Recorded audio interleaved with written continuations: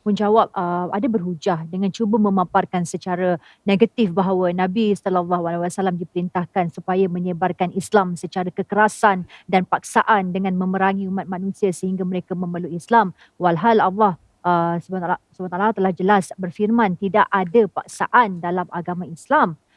Jadi bagaimana untuk kita fahamkan mereka di luar sana, Prof, bahawa hadis tidak boleh difahami secara berasingan daripada dalil yang lain?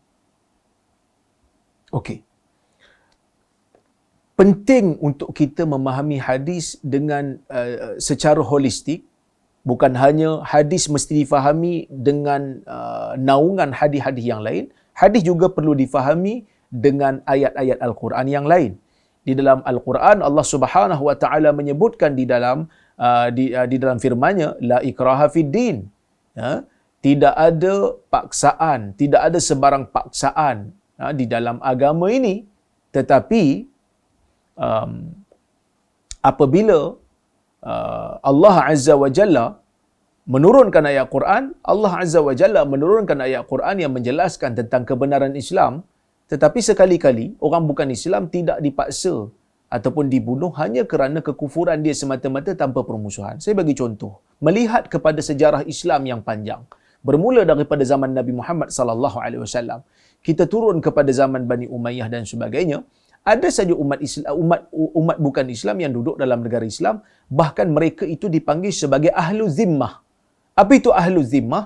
Ahlu zimmah ialah orang yang diberikan perjanjian untuk mereka ini dipelihara jiwa mereka, dipelihara, dilindungi keadaan mereka, dilindungi nyawa mereka. Di dalam hadis Nabi sallallahu alaihi wasallam menyebutkan, man qatala muahidan lam yarih raihatal jannah atau kama qala, sesiapa yang membunuh orang bukan Islam yang mempunyai perjanjian damai dengan orang Islam, maka dia tak akan dapat bau syurga. Ini satu bukti dan dalil yang jelas menunjukkan Islam tidak pernah memaksa orang lain untuk masuk ke dalam agama dia. Islam tidak pernah menyuruh mana-mana orang Islam membunuh orang lain hanya kerana perbezaan agama. Bahkan Islam menyediakan pahala yang besar kepada orang Islam untuk berdakwah. Kalaulah kata hanya paksa boleh menjadikan seseorang itu Muslim, maka apa perlu je dakwah? Kenapa perlu dakwah? Paksa je lah.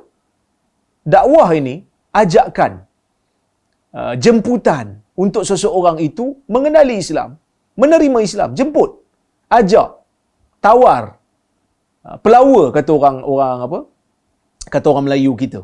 Jadi kalau dakwah itu adalah sesuatu yang dituntut, menunjukkan memang Islam tidak memaksa.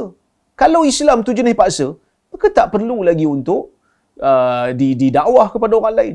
Just letak ajalah senjata kat tengkuk, letak senjata kat kepala. Kalau kau tak terima Islam, kau tembak aja. Buat apa nak susah-susah? Di universiti seluruh dunia berkenaan, ada kuliatul dakwah. Di universiti Islam seluruh dunia ada kuliatul dakwah, fakulti dakwah, membicarakan macam mana cara dan metodologi untuk mengajak orang masuk ke dalam Islam. Jadi saya tak pasti yang mana yang kata Islam ni adalah satu agama yang memaksa orang lain. Bahkan di dalam Al-Quran Allah Subhanahu wa taala melarang orang Islam untuk mencela sembahan orang bukan Islam. La tasubbul ladzina yad'una min dunillah fa yusubbullaha adwan bighairi ilm. Kamu jangan mencela sembahan selain daripada Allah. Nanti mereka akan cela agama kamu.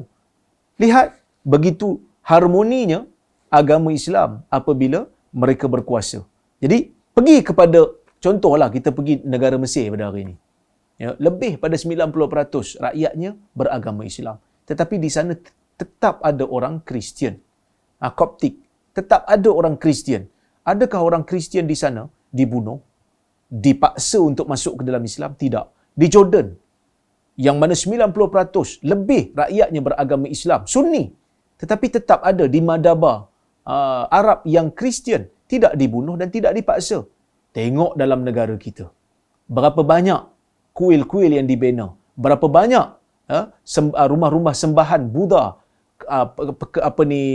gereja-gereja Kristian yang dibina, tidak pernah diganggu, tidak pernah dibakar.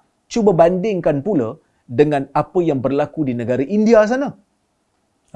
Bagaimana orang Islam ada yang dibakar masjid mereka, ada yang dimusuhi, ada yang diseksa hanya semata-mata kerana perbezaan akidah dan perbezaan agama. Jadi itulah Islam. Memberikan keharmonian, memberikan hak kepada orang bukan Islam. Kita tak paksa orang lain untuk masuk dalam agama ni.